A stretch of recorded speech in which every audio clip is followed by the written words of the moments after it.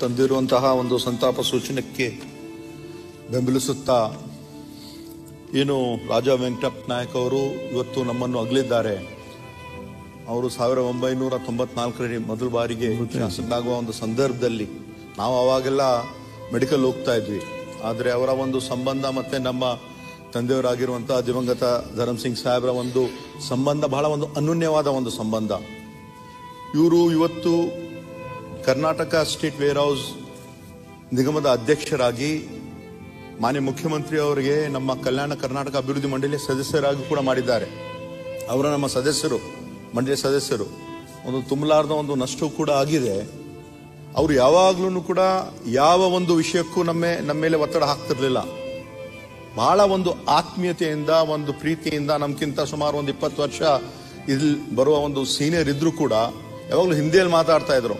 कैसे करना है ठाकुर, क्या करना है ಅಂತ ಅವ್ರು ಏನು ಹೇಳ್ತಾ ಇದ್ರು, ನಮ್ಗೇನೆಲ್ಲ ನಾವು ಸೇರಿ ಒಂದು 100 ಬೆಡ್ ಹಾಸ್ಪಿಟಲ್ ನಾವು ಮಾಡೋಣ ಸುರ್ಪುರಲ್ಲಿ, ಯಾವಾಗ್ಲೂ ಜನರ ಪರವಾಗಿ ಮಾಡ್ತಕ್ಕಂಥ ವಿಷಯಗಳು. ಇವತ್ತು ಅವರು ನಮ್ಮನ್ನು ಅಗಲಿದ್ದಾರೆ. ಯಾರು ನಂಬಕ್ಕೆ ಅದು ಆಗ್ತಾ ಇಲ್ಲ.